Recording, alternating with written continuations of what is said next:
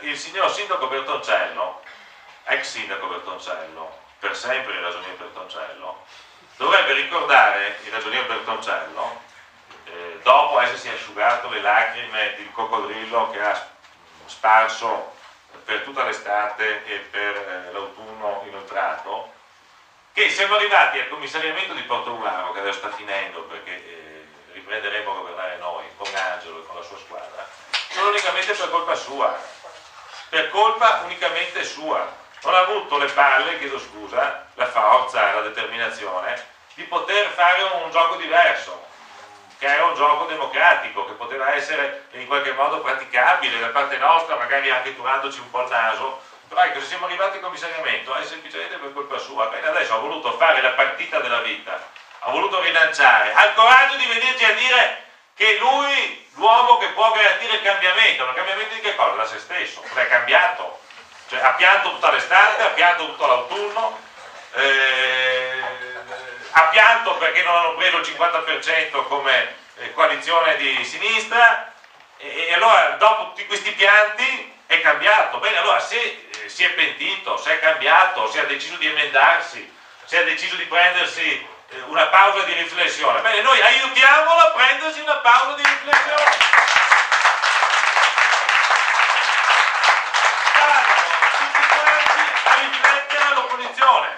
Vadano tutti quanti a vedere come si amministra la città, vadano tutti quanti a vedere come si aprono le finestre, come si fa far entrare aria pulita, nuova e foriera di sviluppo.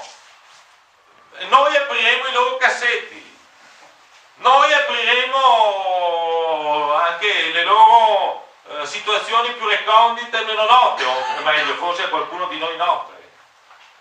Però dopo con spirito positivo andremo ad amministrare.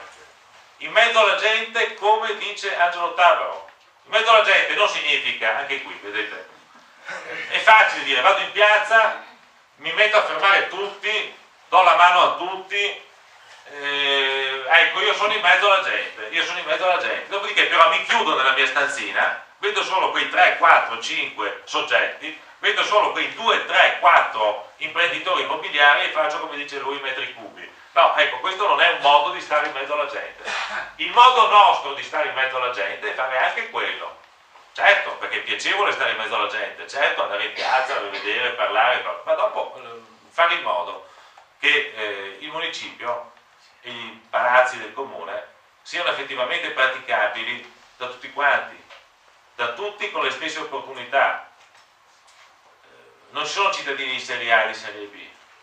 Le associazioni d'arma che sono state, prima sentivo, in qualche modo maltrattate in questi anni dai governi della sinistra di Portogruaro, sono state maltrattate per un motivo solo, perché in genere gli iscritti alle associazioni d'arma sono persone per bene, sono persone che hanno fatto il militare, non voglio dire che chi non l'ha fatto non lo sia, però insomma, chi ha fatto il militare esattamente ha un certo tipo di mentalità, ha un certo tipo di appartenenza, ha un certo tipo di valore in cui crede, e sono assolutamente i valori antitetici rispetto ai valori di questa sinistra, e quindi li hanno tenuti fuori. Se loro avessero pensato che questi potevano votare per loro, li avrebbero sicuramente accolti, ma siccome la maggior parte, la stragrande parte di queste associazioni non rappresentano persone che credono in quello in cui forse credono loro, sono stati emarginati. Bene, noi a questo punto dobbiamo con la massima tranquillità andare ad amministrare in maniera diversa, come vi ha detto Angelo, con un programma che è condiviso, però noi di fronte nelle prossime 3 settimane abbiamo un obiettivo diverso, che è quello di iniziare la campagna elettorale. Vedete, la campagna elettorale che io vedo in giro la vedo molto scialbetta, vedo grandi incontri, pranzi, cene grigliate, bevute tra i diversi candidati a livello regionale, ma è naturale che sia così perché è la legge elettorale che porta a questo, e quindi ognuno cerca di tirare acqua al suo mulino, più che all'acqua, portare acqua al mulino del partito e della coalizione. Vedo un po' questo, però vedo un po' la legge elettorale che porta a questo. E qui a Portogruaro non vorrei che accadesse questo, mi pare che non stia accadendo questo. Mi pare che qui ci sia un obiettivo più alto, se consentite anche più nobile, che è quello di produrre effettivamente un cambiamento. Qui non ci sono sedie da migliaia di euro al mese che devono essere conquistate. Non ci sono posizioni che ti cambiano la vita da un punto di vista economico o professionale. Qua c'è semplicemente una guerra col coltello tra i denti per avere una posizione certo in consiglio comunale, per poter codecidere assieme al sindaco, per poter rappresentare le proprie comunità. Ma c'è soprattutto un obiettivo comune, nel quale crediamo tutti quanti profondamente, che occorre finalmente, questa è la volta buona, voltare pagina. Basta, mandiamoli a casa. Cioè, la democrazia dell'alternanza è da 20 anni, da 16 anni, quando sono in politica e si parla di democrazia dell'alternanza. E qua non alterniamo mai niente, sempre loro.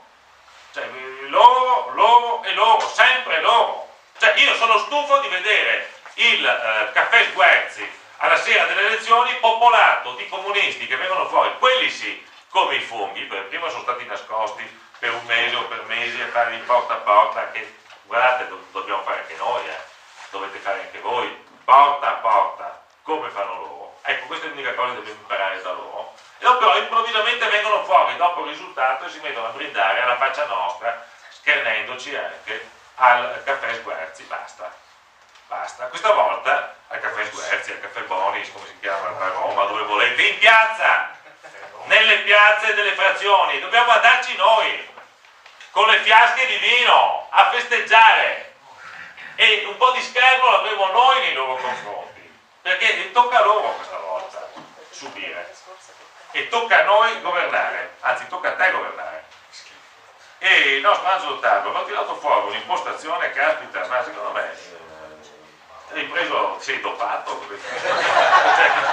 cioè, qua bisogna farti l'antidoping, perché il nostro Angelo Tabor prima di tutto è ritornato un giovanotto di molti 10 anni di meno. Lo vedo bello cazzuto, bello determinato.